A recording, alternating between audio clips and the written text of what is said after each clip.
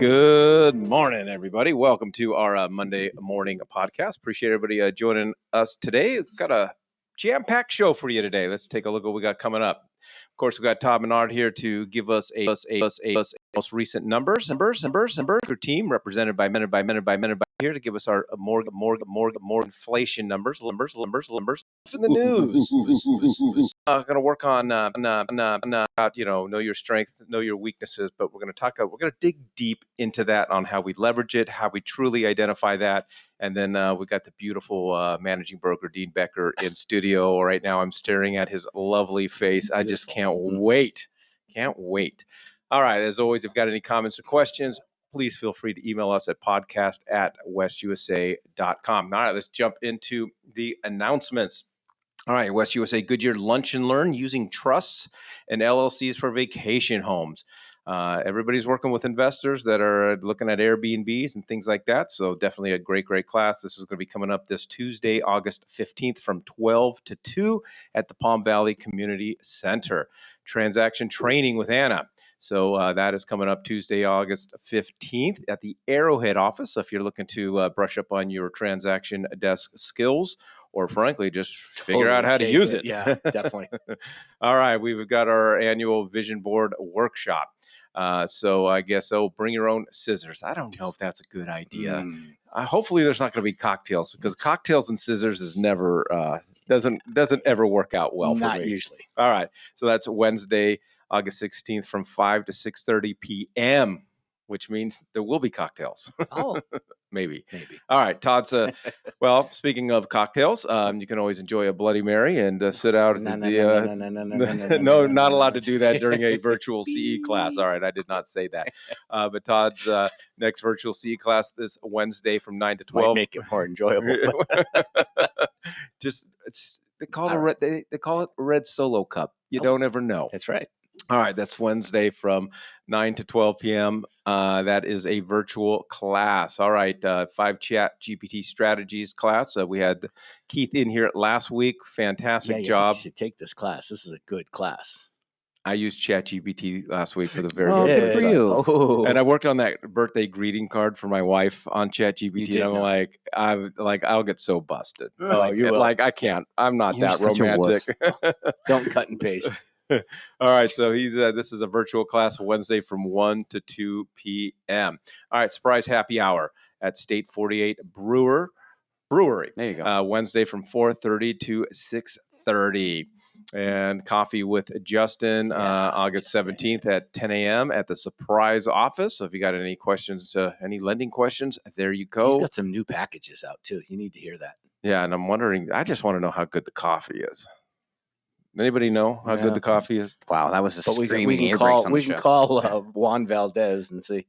All right, and Chandler happy hour this Thursday, August 17th at BKD's Backyard Joint from 5 to 7. Fantastic hamburgers. All right, and the Pro Start is kicking off August 14th through the 16th.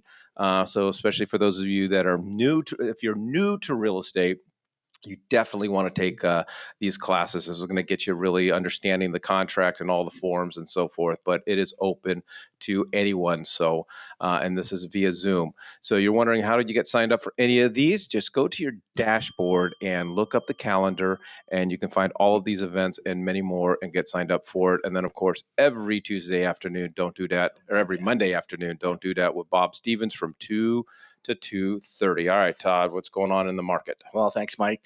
Thanks, everybody, for joining us. Today, we're going over the market statistics for the Greater Phoenix Metropolitan Market for the week ending August 14th. Looking across the board, 69 days closed on market this past week, a 2.26 month supply. Our absorption rate is at 44.29%. Average list price this past week, $782,000. Average sale price this past week, $560,000. And our list price to sale price retention is at 98.69. Good sign. There's not a negative in front of that active inventory. We're up just ever so slightly, 12,074 units pending. excuse me, pending at 3564, and closed units for the month to date at 1725. New listings this past week. Well, part of that reason was we went from 1,600 to 1,800 new listings taken. And although that's still not quite enough, it's in the right direction. 99.8 days on market for active and 53 for closed. Taking a look at our under $500,000 price range in the lower right-hand corner, you'll see that's representing 50.50% of the entire MLS inventory, and it's pretty brisk at 67 days on market. Our $500 to $1 million category is at 35.7% of our entire MLS inventory, averaging 77 days on market. This particular section should illuminate for everybody the benefit of understanding what the different price ranges. There's actually a price range report in the MLS, and I add that into what you're seeing. And it's really important because if you're trying to be hyper local for your client, it's really good if you can do the price range, but put in the subdivision or put in the general area. There are so many new benefits that are available to you as far as you'll learn so much more about the market. The $1 million and up market is at 13.8%. Looking at our spreadsheet across the board, comparing week over week, month over month, and year over year, we're sitting at 1,807 new listings this past week versus 1,638.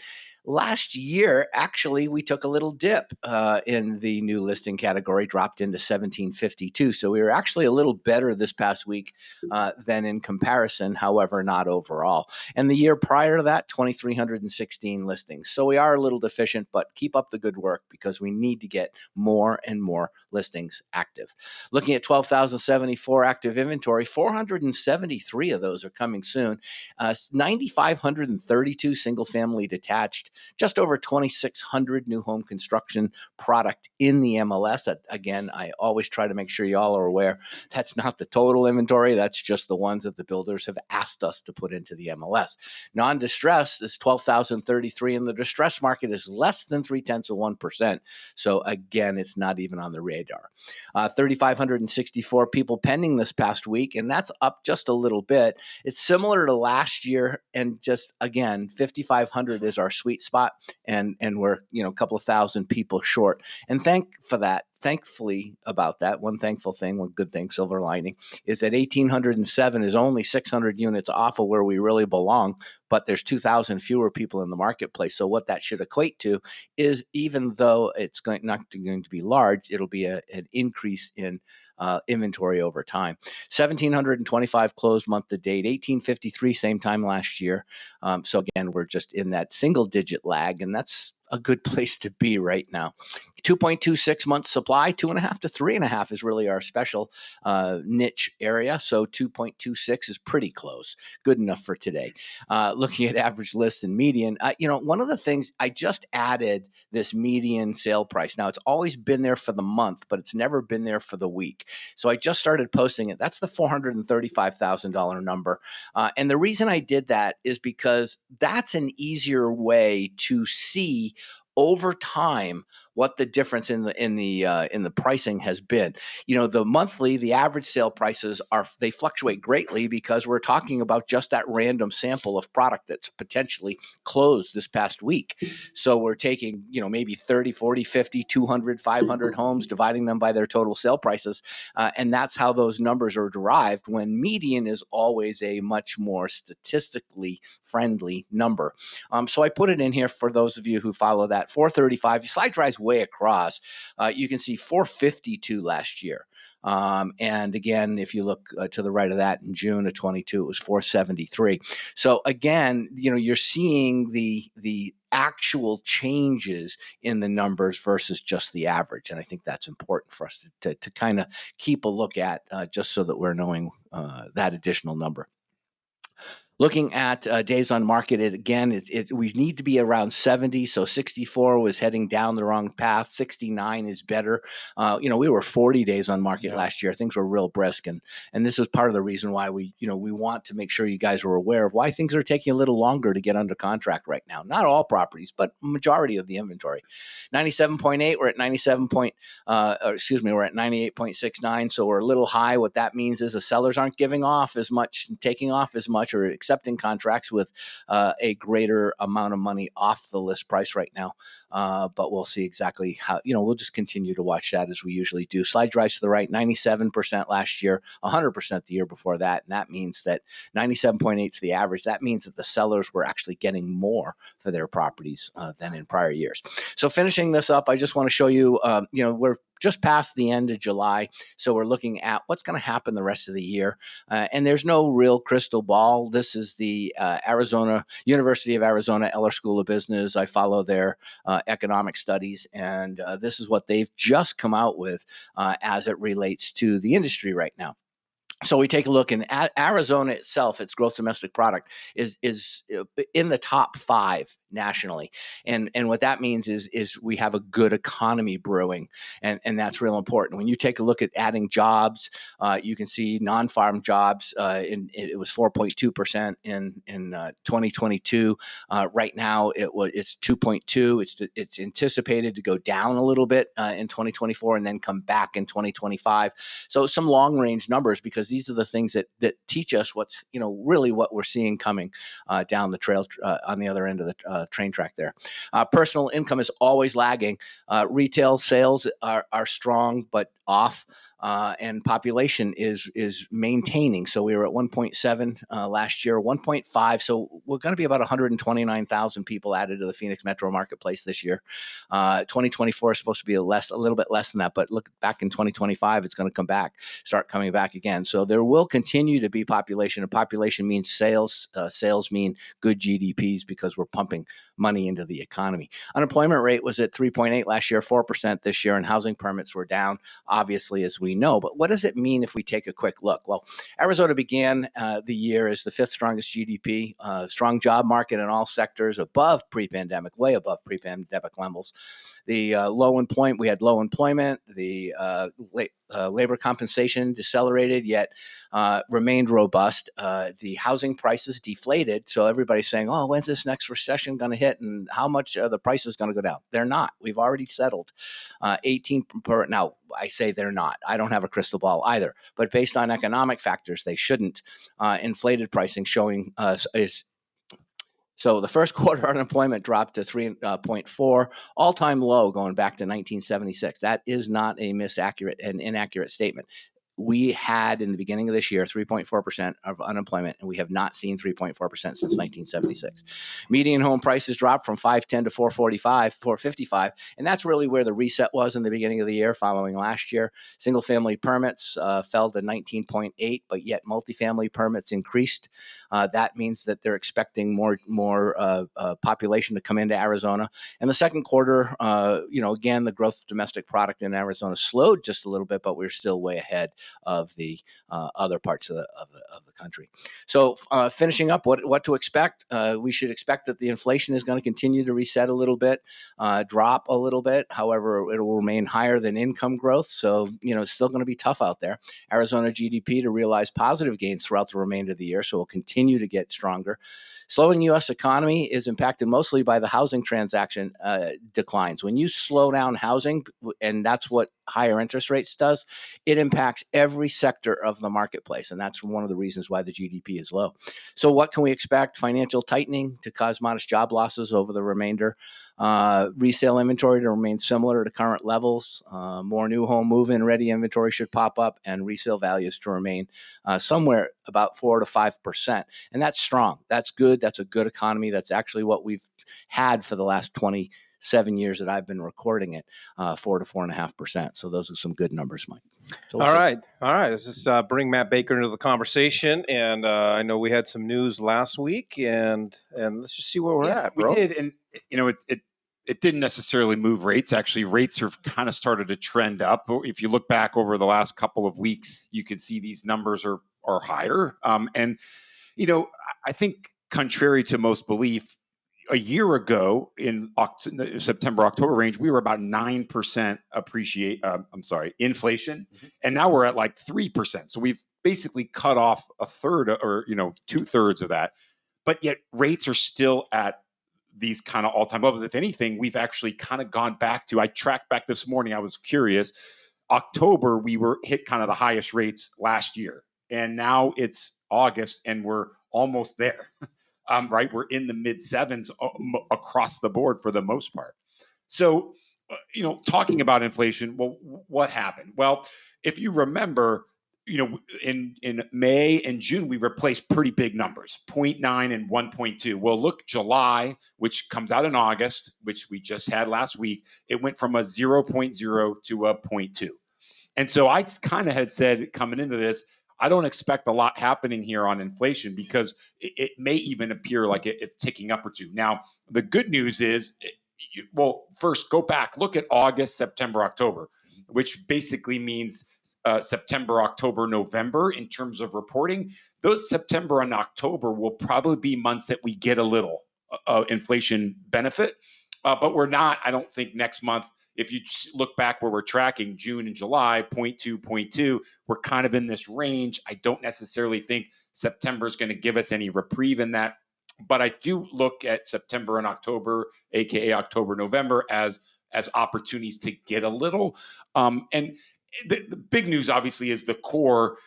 And so that purplish line is the core number, which actually did track down. You can see that the blue, which is kind of all inflation, headline inflation, did tick up, but that purple did kind of start to creep down. And I think that's what we're going to see because 66% of that core number is shelter, and it's finally starting to kick in. Like the rent numbers and those kinds of things are starting to put it into action. So I just feel like, as much as we want interest rates to come down, that, even though the Fed's keeping these rates elevated, the market will move before the Fed does. And so we should start to see, hopefully later here in the few months as inflation continues to drop, that rates will improve just slightly. And I think we'll get back into those sixes. At least that's my hope. But I did put together, this is some info I found, just Maricopa County specific, so a little different than Todd's numbers, but it's the median home price. And what I felt is the forecast for this year was 3.81, and this validates Todd's talk about 63 years in the market. We've averaged 4.43 annually. And so at 3.81, not too shabby, kind of right in line. But look at the money, and it cut off. But if you added it all up, it's over $116,000 that if you buy now in 5 years. So if you just do the math, 5-year forecast, 22%, which is right around 4%, kind of in that exact range that we're talking about. That's how much money you would lose on the table on an median home price of $512 if you didn't own it. If you didn't own it. Yeah, exactly. If you didn't own it. Now, if you bought, you're feeling pretty good about having 100 extra thousand in 5 years. But so I guess the point there is just, keep in mind that we need to be talking to clients less about payment and more about wealth building. And I know this is something that Mike talks about all the time. We gotta be reminding them about the opportunity they're leaving on the table. That's a great slide. And hopefully I can fix that later and show you the whole 116. But this is the kind of stuff that we talk about monthly on the Pulse. So if you haven't checked it out, register at brooksvanbaker.com Pulse. And then as always, there is my contact card. If you need it, take a picture and you will have it. And appreciate it. All right. So just buy homes. That's it. Yeah, as simple as that. Pretty simple. Simple as Get that. in the game. I always tell my clients the interest rate is only one of the numbers. That's right. It's just one of the numbers. So, all right, moving right along to our 3-pack. Maybe. You broke it. I didn't touch it. Nick, what'd you do? Oh, there we go. Nick, what'd you do? All right.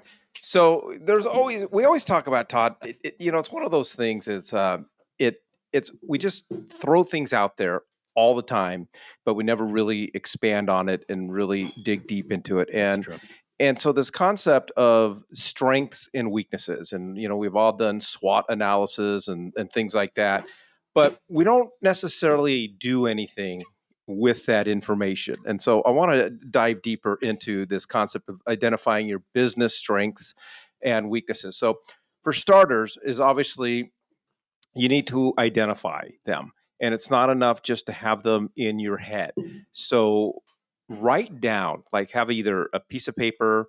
I'm a whiteboard guy. You're a big giant white Post-it guy, or Post-its, or whatever the case is. Write down your strengths and weaknesses on on separate sheets of paper. Here's a piece of paper that I've got my strengths. Here's my piece of paper that has my weaknesses. But dig a little deeper. Write a brief description. Why is this my strength? Why is this my weakness? Because identifying them is the first key. Yeah, the book 80-20 Principle is an awesome book too. I would read it. Included in the book, you're going to get your free Strength Finder test, valuation, if you would, directly from the author.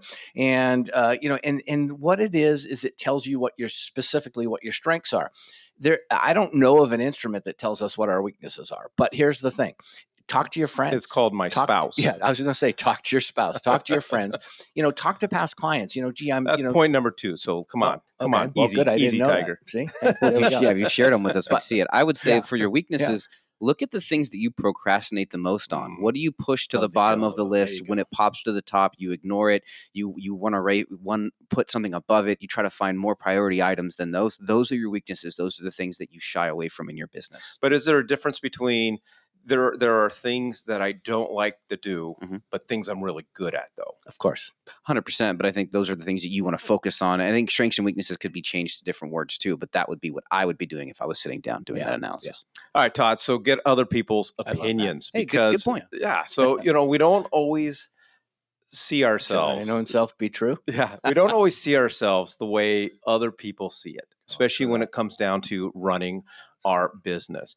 Because I'm in my personal business, I'm in it every single day. I'm in the trenches. I'm on the phones. I'm doing my business, and I have this self-perception of what I'm really good at, self-perception of what my weaknesses might be, but it may not be how other people see it. So as you mentioned, take some time after you've identified them. Ask your family, and as you mentioned, coworkers. Ask other agents that you have worked with, that you have a great relationship with, and ask your clients that you trust, past clients.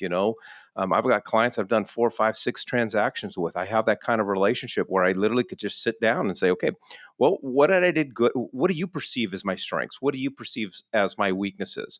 If you have a coach, if you have a team leader, or anyone that you respect as a mentor. But I advise you, have thick skin, because you may not like what you hear. And you can't react. I mean, if you really want true feedback, you cannot react to what you hear. What you do is you write it down. And, and again, I always said, well, actually, Nick, who was the guy who was the CEO of Inc. magazine that came to speak here? I can't think of his name right now. I don't have either. But anyway, just go with Tom. No, it wasn't. But he came to speak here. He wrote a book too. But the thing is he said, if you don't have somebody that doesn't like you, you're not doing your job. But the reality is, there are always, 50% of the people, no matter what you do, are going to like you. 50% of the people are going to react negatively to what you do. I'm saying it's okay to call the people that don't like you too and ask them, why don't you like me? I'm trying to improve myself. What can I do to overcome whatever it is? And I find that that's a super position to take. Yeah, I mean, I would say on this, getting people's opinions would be the individuals that you would respect their opinion of you. So, I mean, again, like Todd said, don't just call your best friend and say, hey, what am I awesome at? But you also don't want to call some random individual that you may or may not want to have opinion in your business. My father doesn't know anything that what I do, so I wouldn't call him and say, hey, what am I good at? He's not going to understand that. So again, it's speaking with people that you are working with on a more consistent basis. This would be something I'd be leveraging my cabinet, my title, my lender, my team partners in the industry that I work with daily, because that's the opinion I'm going to respect, and I want them to be honest with me because we work together almost every single day. And a lot of times they don't. Your customers will tell you, you didn't listen to me, or I don't feel like you internalized what I was saying. Well, and that is, you can't just talk to one or two people. You can't. You're looking for the common theme. Exactly. Over that sample. Well, it's my gift to my friends. To give you number 3? No, every New Year's I offer. I mean, we're all coming up with New Year's resolutions, things that we should work on, and I offer to all my family and friends that I have suggestions for you. So, I must be blessed. I get those suggestions from Oh you my daily. yeah, let me give you your New Year's I resolution. think everybody should right now look up 360 review and let's call it that. All right. So I forgot to put the title on this one, but anyways, so now you see what my working file looks like. But it's often said, and this is the thing, my partner and I, Ryan Gertis, we talk about this all the time. We're always taught, identify your weaknesses, work on your weaknesses, work on your weaknesses. He always says, double down on your strengths and delegate your weaknesses. If these are the things that I'm really good at that help me make money, double down on it. And once I've identified my weaknesses, what weaknesses on that list can I delegate and or outsource, and to whom? Like we talk about all the time. You're crazy. You're crazy if you don't have a transaction coordinator. Because that is Extra someone time. I am terrible at organization. I'm terrible managing my transactions. So we brought in a full-time transaction coordinator, Julie. She's amazing. And so once you have identified your weaknesses, whether it's social media. I think everybody's weakness is CRM management. If those things are a weakness to you, figure out who can you delegate them. I have my kids working for me now, because they do things. They're very good at social media. They're very good at things that I wouldn't consider some of my strengths, and outsource to them. And write it for each one. If this is my weakness, if being of hiring a transaction coordinator, or my transaction management is a weakness, and I delegate it to someone, write a brief description on how that would impact your business. How would your different business be different if you didn't have to focus on A, B, and C? We've said this all along, in almost every webinar we have or podcast that we do. We're always talking about evaluate yourself. We're always talking about do a DISC assessment. There's multiple sides to this. One is learning how you're wired for you to think and how you look at yourself in the mirror. What we're talking about today is how other people perceive you. And this is where you win friends and influence people, right here. This is the money. This is the meat. But if you're say a high analytic and you are really great with the details and paperwork, and you hate waking up in the morning and going out and finding your next client, you need to find a solution, because finding the next client is the key KPI of your success. Nick, I was joking earlier, but I'm not really joking. I mean, CRM management is everybody knows that we have to have a CRM. It's the bane of our existence. It is a tremendous weakness of mine. I lack the desire. I lack the motivation to get into my CRM and update profiles and notes and things like that. So what my system and what I've done now is, because I do a lot of talking on the phone and in my car and so forth, I got a little recorder, or actually I use my phone now. And when I hang up, I said, okay, hit record, spoke to Todd Menard. He's going to be out of town, wants me to give him a call in 3 weeks, set up a task reminder 3 weeks from today to call Todd. And then I text it to the person now that I've delegated to, inputting information into my CRM system. Yeah, and again, you are the CEO of your business, so you as a CEO need to look down and in. What is your business lacking? What is your business not efficient at? And so you have to figure out the systems that are going to work for you. What I would be doing if I was Mike is I would make those notes instead of texting and recording it. I would be opening up Surrey and say, hey, Surrey, text X, Y, and Z. Here's the notes we need to add to the CRM system. So it's stuff like that you work in on your own system. This is a suggestion I'm going to make with a little carrot here. So I don't want us to start leveraging AI and Google as our brains. We as human beings need to continue to sharpen our brains, and we need to do this work. We need to write the descriptions. We need to try to pinpoint what we're not the best at. But something that I have found recently playing with ChatGPT, if I put in a bunch of bullet points, I can ask it to analyze those bullet points, and it gives me a SWOT analysis. So it will help me find consistencies and themes in things that I'm not good at, in things that different divisions aren't good at. I can pump in and say, we need to focus on this, and this. Give me an analysis on what you're seeing here. And it will actually tell me, based on its robotic brain, kind of what it's seeing, which is super interesting. And again, it's a starting point. It's not going to give me all the answers, but at least it gives me a different perspective than I'm not thinking about. Somebody's going to have to show me how to use Siri. Anyways, so then the next step then is now write down, or you've identified your top strengths by self-assessment and by talking to other people. And how will you write a strategy? How are you going to double down on them? If this is my strength, and especially if this strength leads to more dollars, okay, how am I going to do that? What now, how is freeing up my the time I'm focusing on my weaknesses going to open up more time for my strengths? What are my key strengths? What am I going to do to double down on them? And then again, write a brief description on if you had more time, or if your focus was on strength A, B, and C, how would that impact your business? For me, um, if I woke up tomorrow and I had nothing in the pipeline, I know I'm just going to open up my CRM and start calling people, because it's something I'm really good at, is on the phone and building those relationships and so forth. And how would that impact my business if I did that 3 hours every single day? I just want to say that, everybody's kind of picked their thing that they think is, the strong part about real estate. And I'm just going to say that the number one thing we all need to focus on is prospecting, learning to constantly prospect. That's either talking to people on the phone or meeting with them personally, one-on-one. And it's that old-fashioned saying from Jackie Kennedy, maybe many years ago: people don't care how much you know until they know how much you care. Okay, then you can break that down. Okay, you say prospecting. Yeah. When it comes down to prospecting, what are my weaknesses? No, exactly. And then Totally. what are my strengths? Yeah.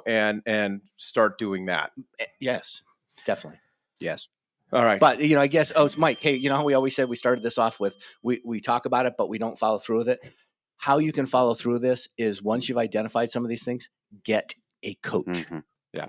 And maybe your weakness is I listen to the Monday morning podcast every morning, and I don't take any of this stuff and implement that. So at that point, we can I love it. help you. All right. We are bringing in Have a our great managing broker, Dean Becker. Dean, welcome. It is so great to actually see you in person. Thank you. All right. All right. Just that point. All right, that's it. So everybody go out and sell a home. Have a good day, Dean. All right, so Dean wanted to, he sent me an email last week, and we were talking and want to talk about just manufactured homes and 8 key questions. And I want to start off the conversation because we're seeing a lot more people doing contracts, whether representing buyers and sellers. On my team, I'm seeing a lot of more representing buyers for manufactured homes. I want to start off with, because I want to get basic here, because I had to have this conversation with one of my team members last week when she called. What contract do we use? Okay, so it depends. It's just that plain and simple. It depends. It depends on if that manufactured home is attached to the land or not. If it's not attached to the land and it is in a mobile home park, you would use the manufactured home purchase contract from AAR online.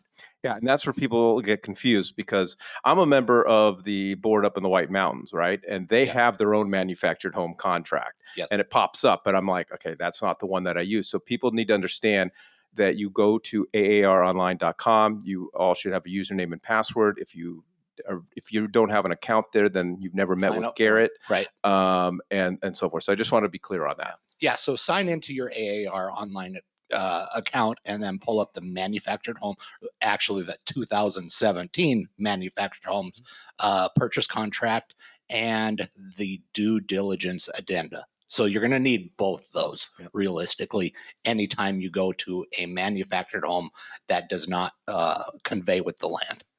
All right, so let's jump into it. What are some of the statutory requirements of the ADOH licensing exemption? You'll probably need to explain what ADOH stands for.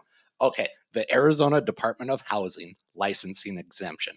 So just a short brief history. In 2017, Governor Doug Ducey signed a House bill to give us the ability to sell manufactured homes. Before that, we couldn't do that because they weren't attached to the land. So this new statute gave us the ability to do that. So when we got that ability, it came with certain criteria. You had to do used homes that were installed on the property and you had to list it for representation just the same as you would for any other type of property that you were selling. So then what you're saying is if let's say I can't just use my license and go and work for a dealer per se, No, because these are brand new and never been used. Sure. So the brand new ones, from a dealer to whether it's put into a park or sold to go on private land or whatnot, those come with dealer licenses. So the Arizona Department of Housing has two specific. They have the dealer license, and then you can go and sell used. So two separate licenses, two separate criteria. All righty. When is a manufactured or mobile home used? So it's used once it's moved. So if the dealer puts it onto a lot in a park, now it's considered used. It has had a transaction already. So whether it's placed in the park or placed on land, then it's used. And then we have the ability to resell that property. All right. So so it doesn't necessarily mean somebody's actually had to live in it Nope. or occupy it whatsoever. Not a requirement, just as long as there's been another prior real estate transaction from the dealer to the land or the It's dealer just to like the buying a park. brand new car. Just like driving. Once you drive it off the lot, you're done. I had to do that. Go to a dealership, they're selling me a brand new car, do a test drive, come back and go, well, now it's used. Yes. Yeah.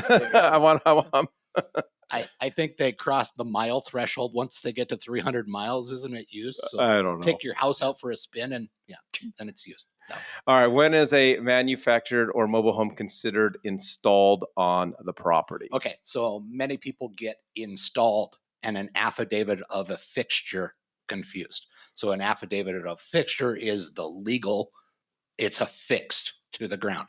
But installed means just simply hooking up to the utilities, placed on some sort of foundation system, or even anchored to the ground, which then would facilitate an affidavit of a fixture. It's been affixed. How would you define the difference between a mobile home and an RV? Size. Size, okay. So realistically, size. So mobile homes, by definition, are pre-June 15th, 1976. So that's a mobile home. A manufactured home is post-June 15th, 1976. Same product, realistically, just depends on what date that it was manufactured. To get into the RV side of things, then obviously is just the size. A smaller than 320 square feet, realistically, makes it an RV. Help us understand exactly what an affidavit of a fixture is and where would we find that and who provides that? So the shortcut is go to Monsoon. Monsoon will tell you if it has been legally affixed to the property or not. And then it's recorded with the Maricopa County court or Maricopa County records. County records. You look like you had something to say. No, he said court, and I was going to say county record. That's all. We'll let you two boys fight it out later on. No, we're good. We're sharing the same mind right now. Exactly. All right. Continuing our conversation with managing broker Dean Becker on manufactured homes. When is a manufactured or mobile home listed in a contract for transfer of an interest in real property executed by its owner? So, what does that even mean? So the layman's term of this is it lists like any other property that you're trying to sell. You would use the same basic documents. You would have an agency. You'd have an exclusive right to sell or list the property. You'd have a SPUDS. You'd have lead-based paint if that applied, and an HOA addendum if that applied. Realistically, it lists almost the exact same way as you would real property, even if it's in a park or attached. Any nuances to it that we should know? Let's say we get a call from a seller and now I'm showing up. I've never listed a manufactured mobile home. What are some key questions I should be asking? What are some key items I should be after? And any nuances to listing that's different? So the nuances are obviously used. That's kind of the first one, just to make sure that the property's bigger than 400 square feet. And it doesn't necessarily need to be attached or unattached because It just kind of directs you to which direction you're going to go with the purchase side of the transaction. So larger than 400 square feet and used. So if they're under 4, they're typically called what's called a tiny home, Uh, and those are usually mobile. Yes, And so you can consequently, get right. in the tiny home, Right. which is mounted onto a trailer Similarly. itself. Yep. Yep. Or you'd get into the park model feature. So you got park models, which are $399 and smaller, but that's also considered a trailer. All right. What is the significance of recording an affidavit of a fixture? And going back to the affidavit of a fixture, is it a document that we were printing and have it signed? Is it something produced by the title company, or is it just the document that's in Monsoon or on tax records? It is the document in the tax records, but what makes the affidavit of a fixture is then it will be taxed as real property. You're going from a trailer and having the $200 or $300 a year trailer tax to actually being assessed as real property and whatever that tax basis is on that. Okay. Any other thoughts on that, Todd? No, actually, so far, Dean has a class that I'm sure at some particular point he's going to share with you on this particular topic. And I'm hoping that a lot of people who deal with residential resale stick-built homes are not signing off and saying, oh, I don't need to listen to this, because this is moving in a whole new direction. It's not only just mobile home, it's also manufactured. It's also what do they call it? Modular homes. And there's a lot of little things that are all taking place right now. And especially as homes get more and more expensive, weeding the workforce housing and the entry-level buyer potentially out of the market, these are going to become much more apparent, and you're going to be seeing Well, a and that's lot what, and more that's of why these. we're talking And about that it, is because exactly the reason why we're talking about it. Yeah. I think it's from the old days when people thought you had a manufactured home and that you had this thing that got blown down the road when the wind picked up. It was this, this structure that wasn't up to people's expectations. And now today they're 2x6 construction. There's, they're mounted on a solid base. They're just about everything that a normal house is, except for now they're affordable. Where to go out and put a stick-built home on a lot is an incredible amount of money, to where you can get a pre-designed, pre-built home delivered and mounted onto the property for a much less cost.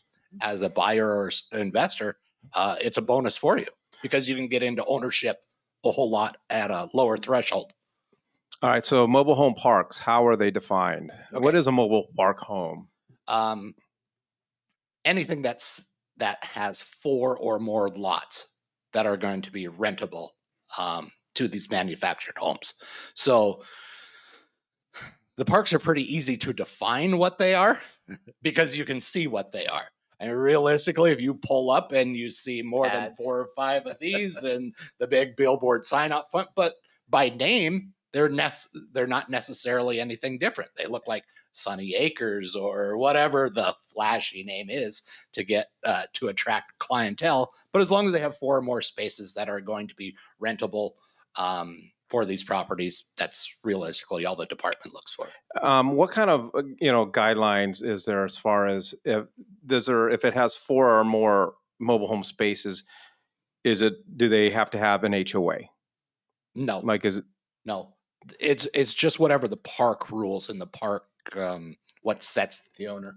Yeah, whatever sets that park different from the rest and what their expectations are. But if he, let's say he decides to convert them to sell them, and he's got 10 or 15 of these mobile homes on the lot. So ultimately, right now, that's kind of our competition, is the mobile home park themselves, because naturally they like to keep these transactions in-house, and getting word out to sellers to let them know that we can represent them and help them maximize their dollar and the time that they have on market to attract buyers, I think is paramount to moving into this type of transaction for a lot of agents. And I think a lot of us are remembering, especially if we've had our license for 20 years, we're remembering mobile home parks as when you drive out to Patchy Junction or something and you see the old-fashioned retirement communities where there was one right next to another, right next to another. It almost looked like a dealership lot.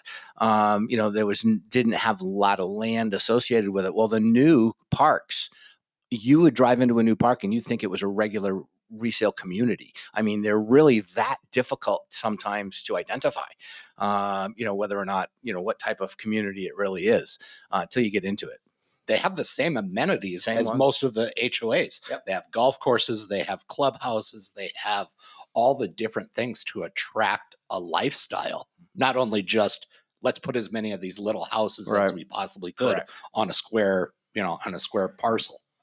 Well, I kind of jumped the gun, I guess, because I didn't read your slides ahead of time. So, That's all right. So I was talking about, because it's not as simple as, hey, I'm going to represent a buyer. I'm going to put in an offer on a mobile home or manufactured home, and I'm going to use the regular AAR, residential purchase agreement. There are sometimes, in most cases, in my opinion, very specific forms. And one of the forms, the purchase contract for manufactured homes, is not found in transaction desk. Okay, I'll back up just 1 second. Again, if this manufactured home is mounted to the land, affixed to the land, and it conveys with it, you still do use the resale purchase contract. But if it isn't affixed and it's in a park, you use the manufactured home purchase contract. And there are a few small, minute differences from that contract to the resale contract that kind of trip up some agents. Just because of the way it's laid out,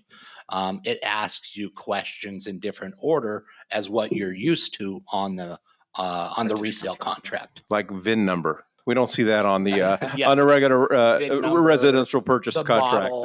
Model, things like that. But it also asks for square footage, where the contract doesn't ask for that. It doesn't have the criteria of proof of funds. It has proof of funds, but no lender requirement built into it. It asks, just in different order of which is lead-based paint or not. That's the backwards order that's kind of switched on this contract that people all the time get used to checking the top box for lead-based paint on the resale contract. Well, it's flipped on the manufactured homes contract. Just little minute details that paying attention to the contract itself as you read through, that will set you apart. And if you look at it, it was actually created by an organization called the Manufactured Housing Communities of Arizona.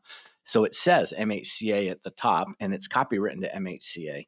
So you'll find it on the AAR website. However, it doesn't look like a normal contract. So don't be confused if you should ever get one. Yeah. So you woke up one day, Dean, and said, I'm going to make manufactured homes and mobile homes my thing. Yes.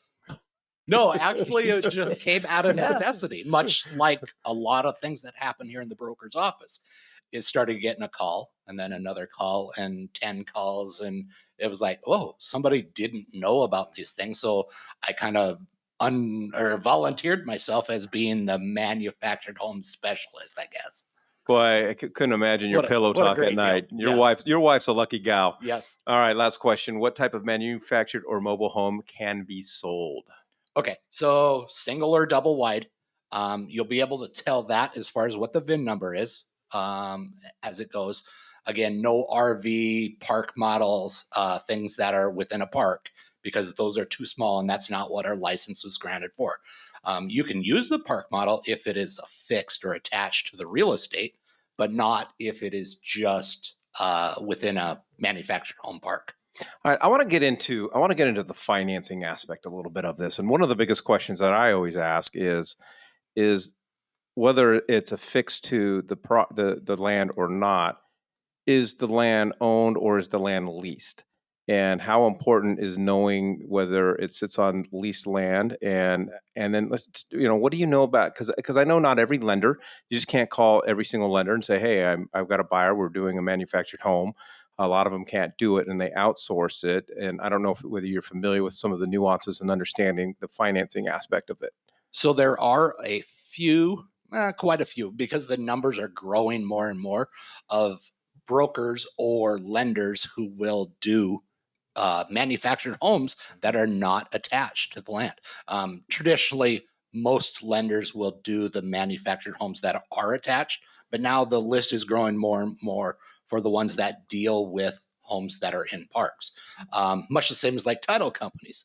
Some title companies do not do the escrow of these properties because that's not their specialty, because it's not necessarily a title that is doing a title background search and things like that, because it is a trailer in a park. So check with your lender to see if they do them, check with your title company to make sure they do them, or call your broker's office and we'll give you a list of lenders and title companies that we've kind of gone over in the past or vetted that know that handle these type of transactions. So, Todd, what type of, because we're seeing more and more of these. It definitely over the last decade or so hasn't been anything that most agents have paid attention to. How much of an opportunity is there for someone to come along and really dig deep into this and become specialists Making a niche market. and make it a niche market? It's incredible. We've had a few agents who have been working in this particular space.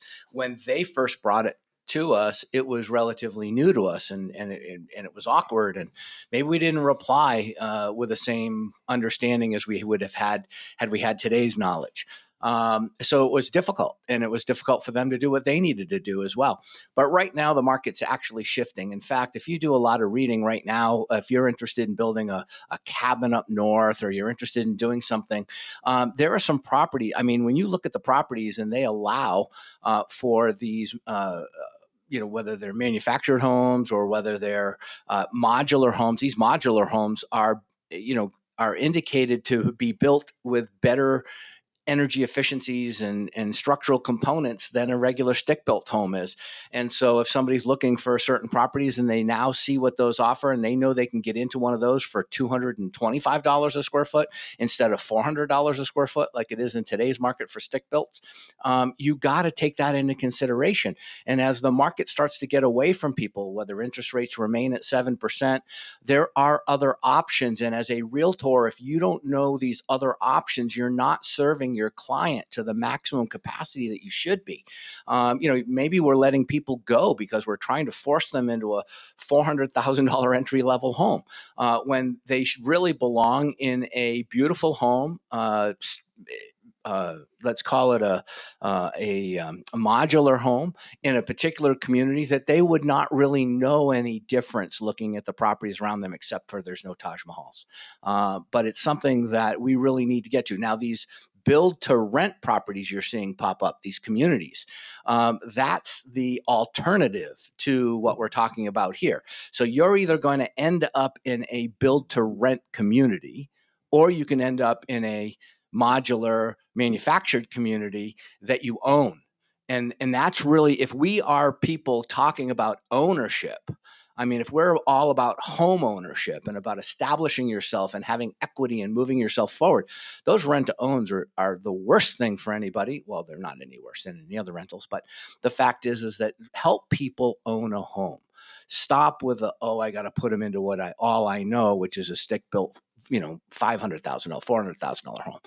Learn about this particular market segment and then become a specialist in it. And, I'm telling you, there's a lot more people under $500,000 that are interested in buying homes than over $500,000. So why not go to the area where all the buyers are? Why not become a specialist in an area that can attract the majority of buyers that currently today no realtor without this level of specialty is identifying? Well, I think another part is the construction delays. You get into these things and you get people, if you've registered your client for a builder home in the last 3, 4, 5 years, it may take 18 months, 19 months, 24 months for them to get that home, stick-built home built for you. Delays, costs, all these other sort of things. This, you go down and you order your home, and within 6 weeks, they're delivering your home to wherever you've purchased the land. You have everything already ready for it. The ownership is sped up because you're not having these extra delays in there. Okay. So in kind of wrapping up, what are we not asking? Or if I'm listening to what Todd has to say and say, okay, I want to go down this road, look at becoming a specialist in it, where do I go to, where should I be doing my homework? Where should I be learning from? What are some of those resources out there? Okay, so I think obviously with clients, it starts at price point. You're going to get into a price point that is much more attractive to buyers at this point. And then from there on, it's, hey, how do I do these things? Because it tends to be a lot of these transactions for the manufactured homes fall within that specialty. So I, along with Todd's help, we wrote a manufactured homes purchase contract, CE class, to walk our agents through the ins and outs of writing this contract to maximize their clients' best interests. When's your next one? The next one that I have scheduled is on September the 12th in the Mesa office. So from 9 to 12 in the Mesa office on September the 12th will be the next one. So the first one that I scheduled was in Chandler 2 weeks ago, and I had 26 people sign up for it. So, which is live in-person classes. No discrediting Todd and his Zoom calls, but that's for him. That isn't for me. I'm a live in-person kind of instructor. I move around too much on the things and dance around the room, I think, a little bit. So. High energy. Well, whether it's virtual or in person, Todd, the Red Solo Cup still works. Still works. Absolutely. Yeah, I would say go into MLS and start doing some searches. Put in the keywords modular, put in the keywords manufactured, see what pops up, look at the prices, look at the different types of communities those properties are located in, so that you can start your reticular activator working on your behalf if you think this is it. And a reticular activator just makes you see things out of the corner of your eye that otherwise you might not have seen had you not introduced it to your mind. And so consequently, by doing so, you're going to all of a sudden hear more conversations about this type of thing. And although you're not going to probably jump in right away and go, oh yeah, I can do that, you're going to listen and you're going to see how somebody else jumps in and how somebody else starts doing that. And then you'll build your competence from that particular perspective. All right, Dean, I'm going to have you up here at the North Phoenix office, but we're going to breakfast after this. So we're going to put it on the calendar, do a little CE class, and I'll fill that room out there for you. What do you think? You can't turn down bacon. That's exactly his response. Hashtag you can't turn down bacon. I love it. All right, Dean, appreciate it as always. Leave everybody with the quote of the day from good old Ben. Tell me and I forget. Teach me and I may remember. Involve me and I learn. Appreciate everybody joining us today. Go out and sell a home.